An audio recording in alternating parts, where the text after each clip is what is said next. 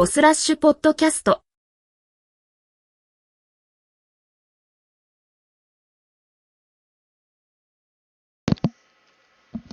Hello, good morning, good evening, and good night to all. If you're joining us today on Bosurasshu podcast, episode 5, we have quite a lot to talk about today. So, just some first things to get off is on Kick. I have taken a couple of chats recommendations. I plan on enabling the notifications soon. I know it's an easy process, but I have to go through and be kind of picky about what I want on it. We did get a couple of followers on the last stream, and I appreciate those people coming in. The followers that come in and chat will be given a OG badge, so that way, whenever I get to the point to, uh, I would say just semi-popularity or having subscriptions and whatnot, then those people who have the OG badges should feel proud that they have been with me through the beginning. But like I said, I don't plan on trying to get famous or anything. This is more just like me having just something to do rather than just sit around and play video games all day and go to my full-time job during work. I wanted to stream yesterday, but I had a bit of a hard work day on Friday. It was supposed to be something simple, and due to short staffing, it ended up making me super drained to where Friday I didn't want to really do much, and Saturday it kind of lingered on and gave me the motivation to just rest all day, which kind of sucks because it does put the podcast back behind a little bit, but I'm feeling a lot better now, and I appreciate everybody for their patience. So we're on episode 5 now, getting closer to that episode 1,000 goal I joked about in the beginning. So to talk about today, I'll give a brief update. Make sure to stay after the stream. Once the podcast ends, I'll go ahead and I'll upload the VOD to YouTube so people can go back and rewatch it. So the game, I'll continue playing Mario 64. If anyone was actually surprised, Mario 64 has done pretty good for me. It's been so weird having to go back and play games like this, but I love it. The controls, I don't think they aged well, but that's just me. I think once I play more and more of Super Mario 64, my reflexes will kick in and I'll start having a better time at handling the controls and I guess some of the things that the game has to throw my way. It does definitely have a learning curve and some skill checks now and then. I've noticed that. It makes me appreciate the speedrunner community for this because it's a massive speedrunning community. So we have quite a few things to talk about today during this podcast. The first thing I wanted to talk about, it is related to Mario, is let me pull this up for y'all. So Mario, the Super Mario movie has just hit $678 million worldwide. This is massive. This is their second weekend at the box office. So the the thing that gets me and several other people worried, and I'm glad they're in the same boat. I think I talked about this in episode 4 of the podcast, is now Hollywood is wanting to like hit the brakes on superhero movies. Like I think Hollywood has realized that we as watchers have this superhero fatigue.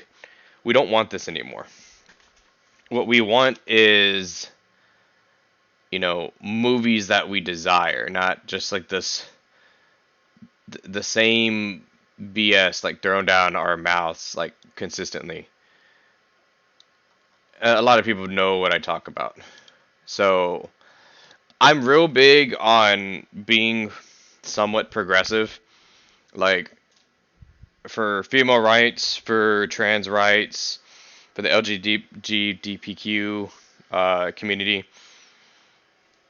But people, not necessarily people, companies like Disney, where they are trying too hard to preach. And no one's going to a movie to want to get preached at. It's very aggravating. And we really started seeing this during Avengers Endgame with the not necessary super woke movement with all the female heroes coming together. And it's like, cool. I'm all for strong female leads. I was a real big fan of Black Widow throughout the whole series. Mantis hasn't shown what she was capable of, and this is coming from somebody who actually reads the comics, because Mantis is stupid strong in the comics, but they never really did her justice in the movies. And of course, we all know Scarlet Witch was one of the most overpowered characters in the MCU. They decided that they wanted to do this montage, and from there, everybody started to get worried.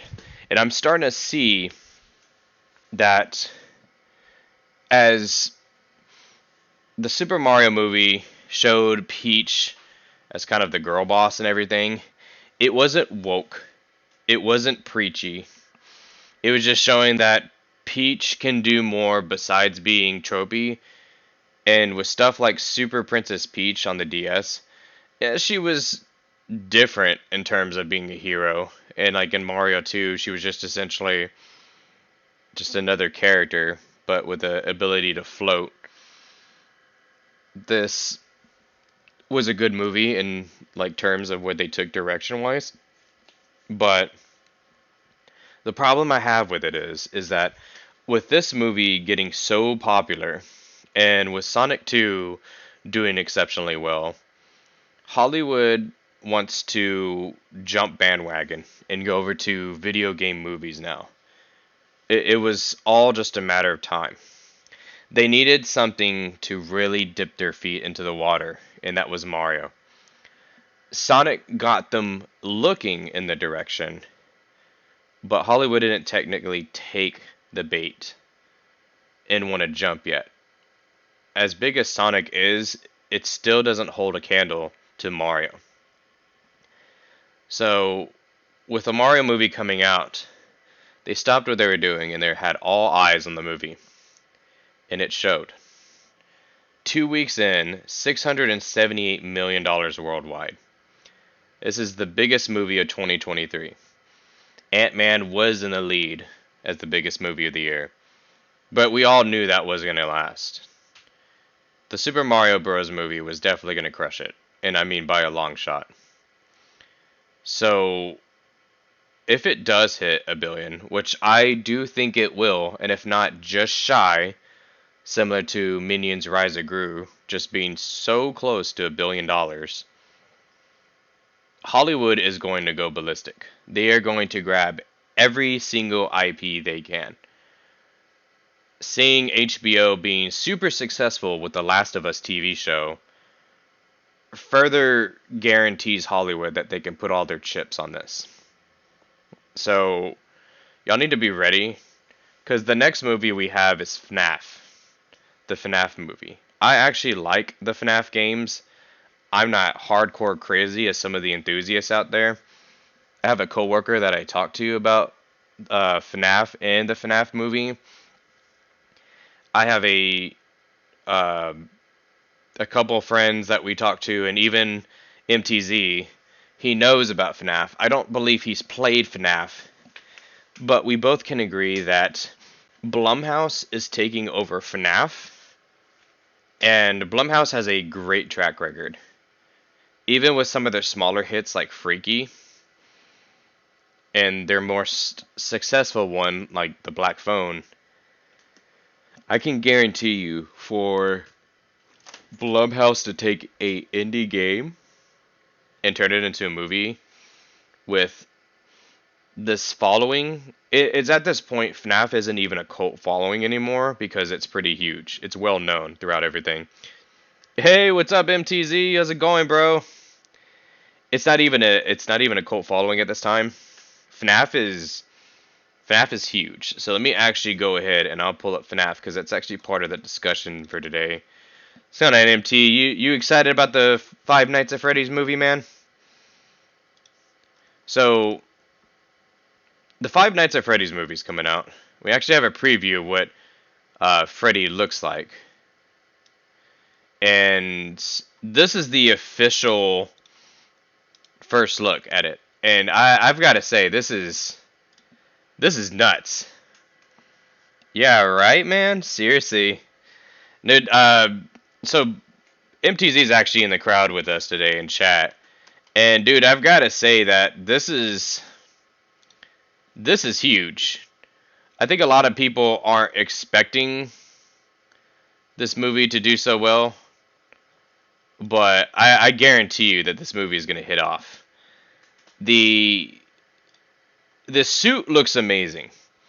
So it's got the whole animatronic skeleton. You can see through like the cuts on Freddy's shoulder.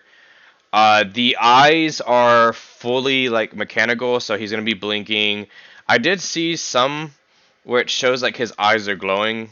I'm not sure if that is like canonical or not because I can't remember from the game if like their eyes actually glow. I think they're glossy, but it's interesting. He's got kind of like this Chuck E. Cheese look to him where it's kind of like a felt mascotty look.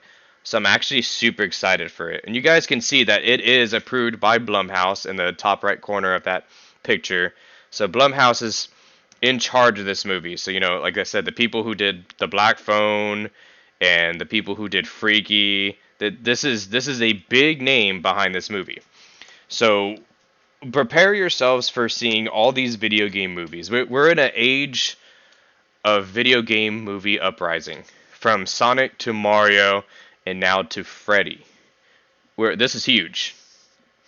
And Blumhouse has had this in their minds for the longest time that they wanted to do a Freddy Fazbear or FNAF movie. And with the fan base, I've read the comments, I've seen people's take on it, and overall it's mostly positive. People love the direction that this is going. Freddy has this menacing look to him, but also that charm to where he could fit in to a pizzeria. So if it goes the way that people think it's going to go, it's going to be a massive success. They have some people who were out in the wild and they found out that the Freddy Fazbear's Pizzeria is got a set already. So people have actually taken pictures of the set. So that's the set of Freddy Fazbear's Pizza. And I've got to say, it looks really good. It's got just about everything right with it. It looks like a Chuck E. Cheese style diner, pizzeria.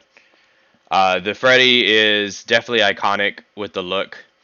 I mean, like the art and everything. It kind of looks like it was just taken straight out of the game. So, if anyone is familiar, we did have a kind of like a pseudo knockoff FNAF. MTZ knows what the movie is, but he's the one that got me into the movie. I can't remember what it's called, but it's with Nicolas Cage. People probably know what the movie is called, but it was like kind of like a way to just chill out and watch something to hold us off until the FNAF movie comes out. And I gotta say, it was really good. It was extremely gory, but good. I don't think FNAF will be that gory. I'm not even sure if this is a guaranteed rated R. I have to look it up again. Because Blumhouse is known for doing PG-13. Like they did with Megan.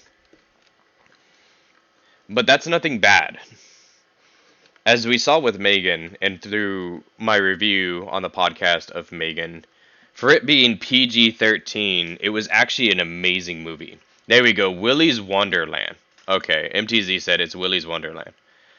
Um, so I think they'll do fine if it's PG-13. MTZ, correct me if I'm wrong, but I think the FNAF movie is rated R. That's something you'd have to look up for me. Uh, but as I said before, I think it's okay. I think that if it's rated R, it's going to be amazing.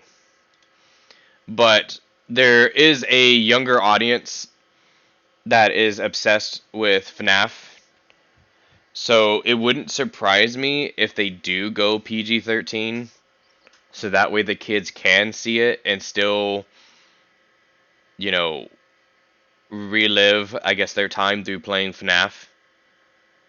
It's the Five Nights at Freddy's movie, MTZ. I think it's rated R, but if you could actually do a quick search for me and see what it's considered rated. But as I was saying, if it's rated R, it's going to be amazing. If it's rated PG-13, I have all like promise that it will still be good after what they did with Megan. I was super skeptical about Megan being PG-13, but man, I tell you, they knocked it out of the park. So with this coming out, which is supposed to be at the end of the year, it's like late October from what I know. This brings us into the other discussion, which is for the longest time, FNAF was considered for Halloween Horror Nights, which I stated before. Halloween Horror Nights is Universal Studios haunted like celebration, kind of similar to like Mickey's Not So Scary Halloween or Oogie Boogies at Disneyland and Six Flags Fright Fest. So there has been a lot of debunking with the FNAF house. So trusted sources have said that this isn't going to be part of the house for this year. It might even be next year, which would make more sense. But the thing is that this is running so late into the October that they may not push this as hard. Because the HHN ends on, I think, the 31st, if I'm correct. I'm trying to remember from when we went last year with my wife and I. But they have stated that this movie is coming out late October, and the sources are saying that it's going to be too late for them. It's not going to run like parallel to what they wanted in order to promote it. Similar to what they were doing with the Evil Dead house. The Evil Dead house was going to be in October, but the movie was going to come out early in the year for last year. Let's see, MTZ said, nothing yet official, and it looks like I see super horror, so maybe it's rated R. I would hope so, MTZ. I'm hoping it's rated R. If it isn't, if it is PG-13, because you have to remember that there is a strong young audience that loves FNAF. I think you and I can agree that if this is PG-13, after what they did with Megan, I think it'll be fine. I think the movie will still be great. And based on the costume and the set for the first look preview, I have a 100% guarantee that this movie is going to do fine. It might even be like a 7 out of 10 at most. But I think it'll be fine. This HHN source stated that there's no real promotion for HHN for FNAF. There was like development and consideration for having it. It might even be exclusive to their more popular one, which is the Florida location. But it's still just speculation. But so far, most of the big sources have said that this is probably not going to happen this year. But I can guarantee you it's going to happen next year, regardless of how successful it is. It's just something for them to add into an HHN Halloween house. So if you guys are excited about the FNAF movie, then save up some money and take a trip because they will, I guarantee you, they will have a house for sure next year dedicated to FNAF. And for my wife and I going to our first HHN last year, their houses are absolutely stunning. Their Michael Myers Halloween 1 house was amazing to where it was almost a 3 hour wait. That's how busy it was. The the Weeknd's haunted house, the music artist The Weeknd, which I love, had his haunted house. It was visually stunning, and the queue had the best vibes because everyone was singing all the songs from his albums. Super super cool. They had the Universal Monsters house, which was Dracula, Wolfman, and the Mummy, and the cool theme of every day it was a different person that would win. So one day you could see the Mummy killing Dracula and the Wolfman, and then on another day it would be Dracula losing to Wolfman. Like all these different outcomes. So it's always different, and I like that. So for FNAF, I'm gonna assume that we're going to be like the security guard, and we're going through the halls, or we're just walking through the pizzeria, and we're getting scared by the different animatronics. There's a huge setup that they can do with this. I think either way, what they would do would be perfect for this. So the FNAF movie into the FNAF Halloween Horror Nights is something for everybody to be excited about. So moving on along, the reviews for the Evil Dead Rises movie came out. As y'all know, I don't actually care about Rotten Tomatoes at all. I think Rotten Tomatoes is a load of BS. But this actually surprised me. The critics gave this a 95. 40 reviews so far at a 95 for Evil Dead Rise. And that's huge. We have to think through these people's eyes that they're willing to shut down the Super Mario movie. But most of the horror movies that they ever review, they just don't like. Hollywood hates horror movies for some reason. But Evil Dead Rise comes out, and the critics love it. This makes me kind of worried because the audience is really where it matters. And it kind of confuses people when they see a movie they like that they know critics will hate, but then the critics say that they like it. You see where I'm getting at? So this movie did incredibly well, and it's throwing me off.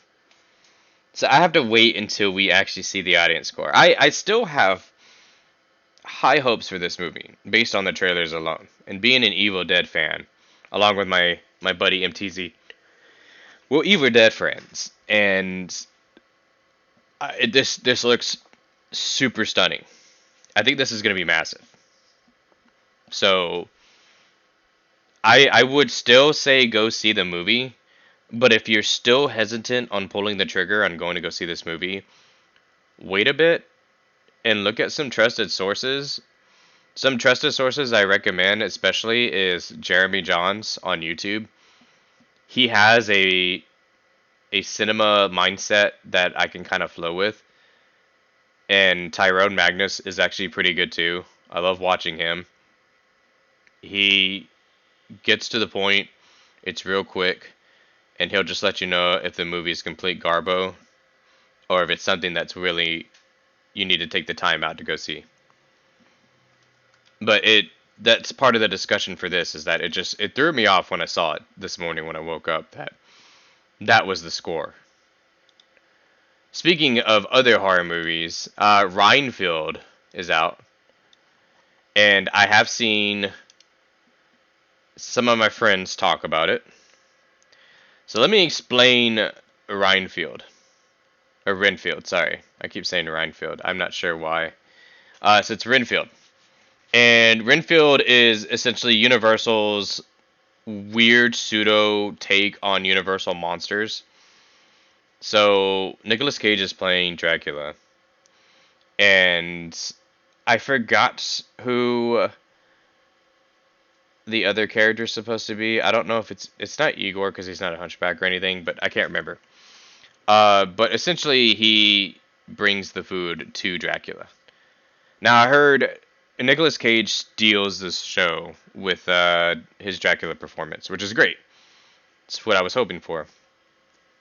But I have seen people say this movie is complete mid. It's like 6 and 7 out of 10.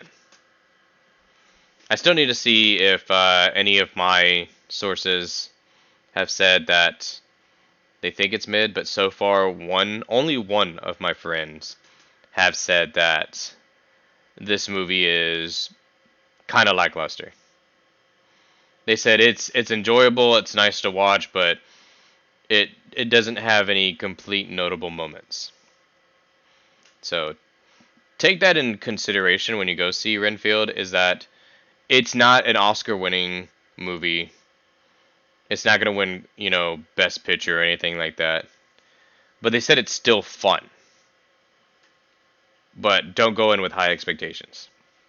If you're a fan of the Universal monsters like I am, anytime you get to see like Dracula, the Mummy, Wolfman, any of those guys on the big screen, give it a shot. We have to show Universal that we really care about these people. Oh, excuse me. I'm still waking up. So we're going to go out into the next topic. As nice as Renfield is, people might have heard of this. So there is a game that is very popular that was on Steam for a bit. And I think I talked about this in one of my other podcasts. And this is Dark and Darker. So I think I talked about the controversy behind Dark and Darker before. I think I mentioned it in the last episode. So I'll go further into Dark and Darker this time. So Dark and Darker was essentially a game that was on Steam's promotion to promote indie and new games coming out. So they'll let everybody put down beta tests and demos for people to try out. So Dark and Darker was definitely one of those games. So Dark and Darker is essentially a battle royale-ish kind of game. Almost like a Tarkov. I would say this is more of a Tarkov game. If anybody knows what Tarkov is, so they'll throw people into this dungeon on Dark and Darker. And it has the battle royale aesthetic where the map slowly gets closer and closer. And Dark and Darker is essentially get in with your team, grab as much loot as you can, find an escape route, and get out. But of course, you could find NPCs such as skeletons, monsters, etc. And you can also find other players that could get in your way too. I have been one of the people who have actually played the beta for this. And I will say that it's not so PvP aggressive. If you find people, they may attack out of fear, out of greed, or they'll be so cautious that they have nothing to do with you. And I would play with a couple of randos, and excuse me, we were more cautious about engaging people, even if we had the numbers on them. If it was like 3 versus 1 or 4 versus 2, we still were just like, we could take them, but we don't want to try it. So we would let them go. And it was like that vice versa. I did get killed by people before when I would play solo. But I did have some people where it wasn't worth the time, and they just let me go. Because they knew if I'm playing solo, I probably didn't find anything to begin with. That's what I was thinking in their mindset. So that's what Dark and Darker is. Because whenever you escape, you can use all that loot, sell it, and buy better stuff, jump back into the dungeon, and rinse and repeat. The combat is first person. Depending on what class you pick, you have different skills. You can have a wizard that does spells, long range distances. You have a priest that enables heals and is able to cure debuffs. You have stuff like a big berserker that he goes all in and can one tap or two tap you, but can get hit pretty hard as like compensation. So it's got a lot of people's attention. Big streamers love this and they just ate it right up. Now, the controversy behind this is that this game had to get delisted from Steam. The reason why this game was delisted was because several people used to work for the company Nexon, the same people who made games like MapleStory and whatnot. And Nexon, from what I think and what several other people think, is that they are just worried of this challenge. So the whole story was that these guys used to work at Nexon, and they were working on a game that was similar to Dark and Darker. Nexon ended up scrapping their game and decided that they weren't even going to do it. So the guys left and decided that it was a really good concept and they were going to go just make it themselves. Nexon was furious about that. So they were making outlandish claims about, oh, their group took the source code and they're trying to make a game out of it, which is a crime. I will admit that is a crime if you take their source code and try to do it. But the developers of Dark and Darker have proven that it is not the original source code. It is a game that is similar to theirs. And you have to remember, people are still putting their foot down. Even if it is similar to theirs, Nexon scrapped it. Nexon didn't even want their game. They just completely gave up on it. Nexon has been so tunnel visioned by games like MapleStory that they continuously pour their money into. Any other game that they really wish to develop doesn't go through. Especially since my wife and I played MapleStory 2. We were actually excited about that. We played it. We actually enjoyed it. And then they just shut it down. It just wasn't making the numbers they thought they would on MapleStory 1. And they realized they were making more money on MapleStory 1. So they just shut down MapleStory 2. So I have no remorse for this company. And for them to go after Dark and Darker, they've made a lot of enemies. It's the dumbest move they could possibly do. Now people are furious at Nexon for trying to target this group. You can actually play the beta right now. I just checked.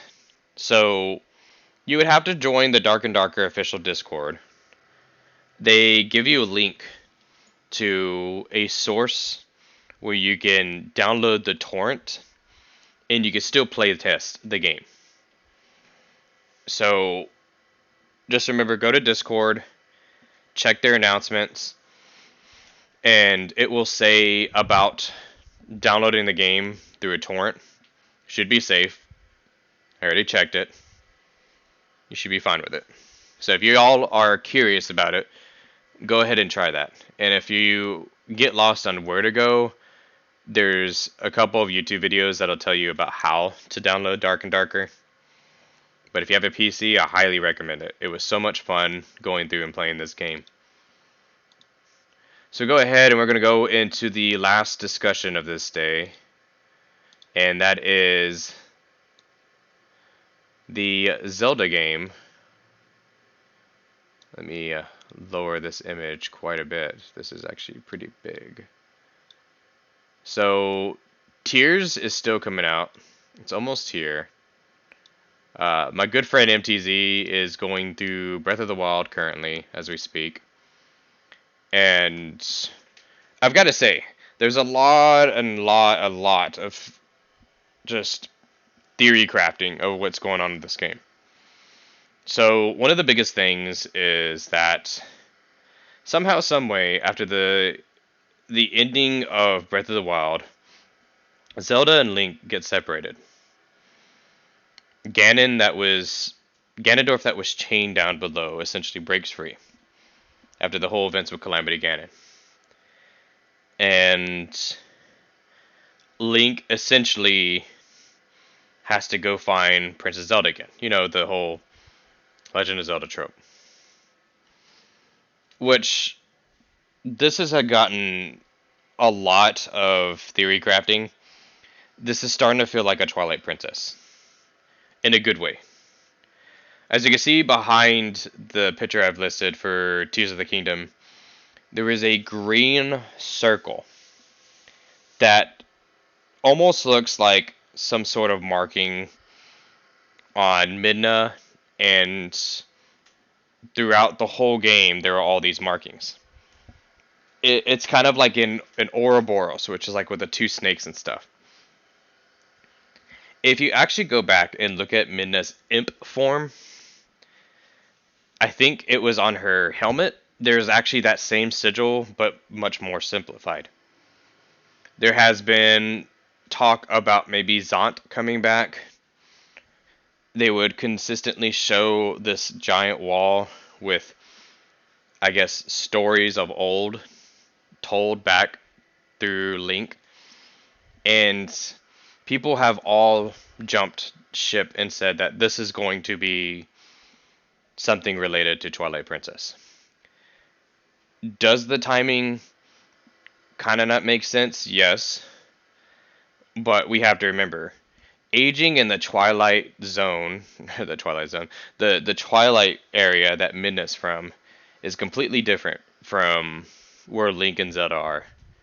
So we don't have a grasp on how time works in that world. So for them to bring back Midna is a possibility. Go back through and watch the new trailer and even the discussion about it on the Nintendo Direct, and you could possibly see why people think that. So that is all for episode 5 of the podcast. We are going to take a small break, and I will be back to play some Mario 64 on stream. We're going to get a little further with today. I still have my full-time job to go to today, but I'm still going to try to hammer out a lot of things. I've got a lot of worlds and a lot of stars that I can go around and go explore. We still haven't went to the Winter Island yet, so we have to go back and go do that. I kind of got carried away and went to the fire one first and got my first star in there, and it's such a short time because I didn't realize the red coins were that easy to get in that world. So make sure to stop on by, take a break, go get some water, stay hydrated, and I will see you on Super Mario 64 in a couple minutes. Till then, y'all have a wonderful day. Bye.